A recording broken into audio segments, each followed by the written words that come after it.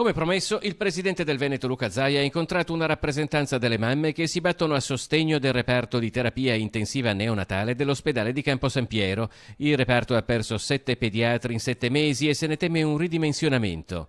Dopo una folata manifestazione il 29 settembre, alla quale si erano uniti tanti cittadini, medici, infermieri e i sindaci del territorio, era stata anche promossa una petizione che aveva raggiunto in poco tempo 20.000 firme. Pediatria a Campo San Piero, questa petizione avete accolto le mamme, com'è andata? Benissimo, benissimo, perché basta parlare con le mamme che sono le uniche che hanno il termometro, no?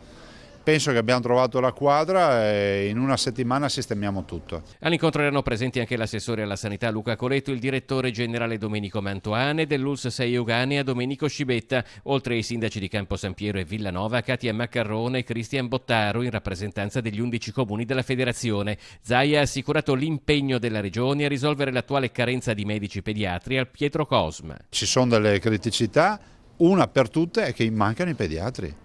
Mancano i pediatri in Veneto, se non ricordo male in Veneto su 385 pediatri assunti ne mancano 73.